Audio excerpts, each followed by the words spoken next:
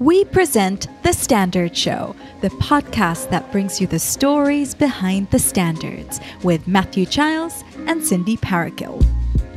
Standards. Well, they affect all of us every day, wherever we go, whatever we do. By defining good practice, they help people, organisations, the economy and society to do things better.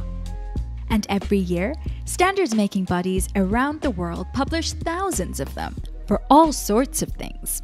For some of the big stuff that affects all of our lives, like the Net Zero Guidelines, an international standard that helps provide a common reference for governments and industry. And it's not just the big stuff, it's the small stuff too. There's a standard for pen caps, which reduces the risk of asphyxiation if pen caps are accidentally swallowed by children. Amazing, really. And then there's everything in between, from standards that help organizations to protect customer data, to guidance on the right way to use AI in medical devices, even to the cables that charge our smartphones. In fact, for you to be able to listen to our voices right now, you may be using Wi-Fi. Well, that's all down to the IEEE 802 series, international standards. And standards like these are made by standards makers, tens of thousands of people from around the world who get together to agree good practice to the way things are made and done, all helping to make our lives easier, safer, and more enjoyable. Hello, this is Matthew Giles, and this episode of The Standard Show is my conversation with one of those standards makers, Daniel Colaianni. Daniel is co-founder and chief executive of AIXR, the independent professional network for immersive technology industries, which covers virtual reality, mixed reality, augmented reality, and extended reality. He's also co-founder of the VR Awards, recognising and celebrating outstanding achievements in virtual reality. Daniel chairs the BSI committee IST31, which through standards is shaping the future of immersive technologies and making sure they are being used in safe, secure and responsible ways in the metaverse.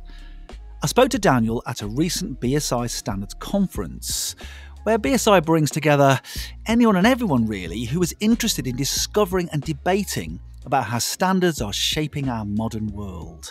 Policymakers, regulators, academics, students, standards users and standards makers. Now, I asked Daniel about why he is a standards maker, the impact it's had on his career, and also about his proudest standards making moments. Listen out at the end of the episode for details on how to become a standards maker, just like Daniel. But I started by asking him about that standards committee he chairs. So I chair the Committee for Emerging Technology here at BSI.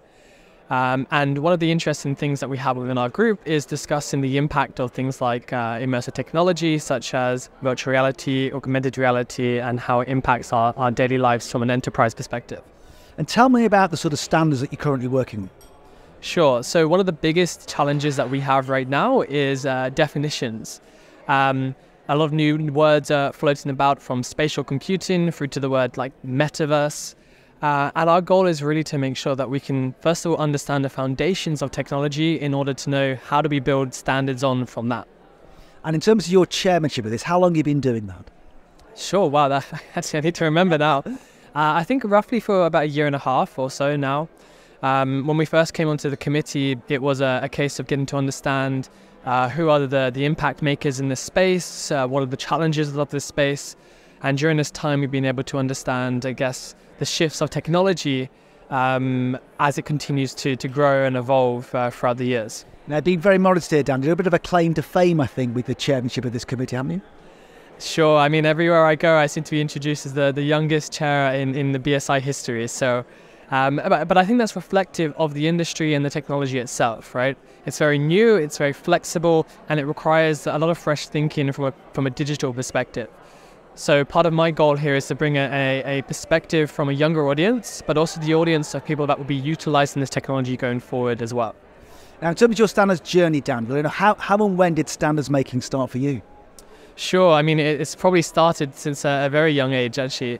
Part of the challenge is that when you're operating in an environment where you need to be fast, you need to be flexible, you need to be moving, it's a lot easier to start from a base where you have the experience of people who have been there and done that. So part of standards making for me is about, okay, how do we build on the knowledge and the experience of people who have been working in this industry for a very long time?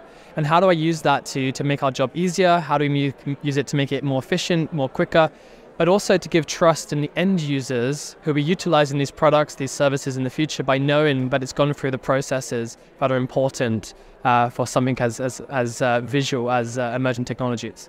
And in terms of your motivations then, what were your motivations for getting involved with the committee? And also, what are your most motivations for sort of staying involved in standards now? Sure. It's a word that I find difficult to pronounce, which is interoperability. It's a pretty good go. There we go. So the whole thing for our committee and our group is the fact that for this technology to be successful, for it to be able to grow, to get a wider user audience, for governments to understand it, for everyone in between, we need the different technology sectors to work seamlessly together. And the only way you can do that is if you standardize certain elements of it so that everybody knows, here, this is what we're working on, this is how we should do it, this is how we should approach it. And really the goal is once we can get to a point where all of the technology from a hardware and software perspective is interoperable with each other, that allows us to really supercharge this technology and take it to the next level. I can see, Daniel, talking there, the difference that being a standards maker makes to your organisation and the sector you work in. How about on a personal level? What difference has it made to your personal development in your career? Sure. I mean, I'm learning a lot every day. When I first started within BSI and these groups, it was a pretty overwhelming and complex world out there. There's a lot of new terms, a lot of new technology, a lot of new people that take this from a different perspective. So what it's done for me is I'm very strong on the business side of this world and the operations side of this. When it comes to the technical specification side of this is a whole new world that I've been able to dive into, being able to learn from it, and learn from really amazing people who are a lot more technical, a lot more experienced in different areas that I don't have, but it's also enabled me to help them as well. So it's a two-way relationship that has been built on professional development and also for me and the organization. And how about some of your, what would you say have been your proudest moments so far in being a standards maker?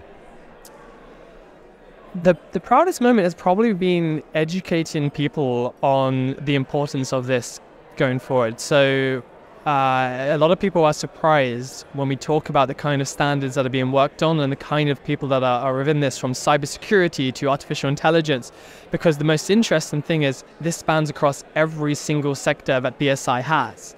So a really proud moment has been bringing those different areas together, and how do you bring the different experts together, but also educate people on, why is this important and what impact does it have on you as well? I mean, you will have lots of different people sitting, representing different organisations around your standards making table, bringing their perspectives. I just wonder what advice you might give to anyone really. It doesn't matter if they're a young professional or a seasoned professional, they may be a different career stages. What advice would you give to them if they were thinking about getting involved in standards? I think a lot of people spend time just thinking about things. So a lot of the time you're thinking about, should I do this or should I go to this? And the thing is, stop thinking about that and just do it. The quicker you get out there, meeting people, talking to people, discussing ideas, collaborating, the easier it becomes to be able to dive in and understand it. A lot of you will not start your journey with the experience or the background needed, but everybody starts somewhere, right? And so it's often the hardest part is just getting started. So the sooner you just dive into it and just go for it, the easier it becomes. Now, obviously, Daniel, you're working in a serious environment. You're developing standards to help make the world a better place, in which in terms of the sector that you're working in. I just wonder, from a personal perspective, is it a fun thing to do? It's setting me up now. Well, yes. Is it a fun thing to do? I mean, in the traditional sense, no. Because at the end of the day, the standard side of things can get quite technical and can go really in depth into certain areas. So from a technical perspective, I would say it's not traditionally a fun thing. But it's actually when you start to see it implemented and start to see an impact on people's lives, that's when it becomes hey, hang on, what I'm doing here is actually making an impact. So on the day-to-day basis, maybe not so fun. But on the outcome perspective and the journey that you have along the way and the people that you meet, that's when it becomes an interesting thing. So I suppose a fairer question might be, rather than is it a fun thing to do you get a huge sense of personal satisfaction about being involved? Yeah, I get a sense of personal satisfaction from being involved in this because of the fact that you are making an impact, and what you're doing isn't just a random thing that's going to get filed away somewhere. There's going to be people that are going to use on this, build on this, and it's going to be there for future generations. Awesome. Well, Daniel, thank you so much for being a standards maker with BSI. Thank you so much. Now, maybe like Daniel, you too want to be part of the standards community, having an impact and making a difference by shaping standards to improve our experiences in the metaverse. Or maybe you want to create smarter transport solutions or make workplaces more diverse and inclusive. Or maybe you really want to make a difference in the field of AI governance or baby feeding products or maybe managing food waste. Whatever your thing, get involved in standards. We welcome applicants from all fields, backgrounds and career stages. Our goal is a simple one: to have a balance of views around the table. So start that standards journey now. Details of how to do so are in the show notes. And the show notes are also where you can find details of our socials and all the other ways to get in touch with us here on The Standard Show. You have been listening to an episode of The Standard Show with Matthew Childs and Cindy Parakill. Subscribe to The Standard Show now, wherever you get your podcasts. You just heard a Stripped Media production.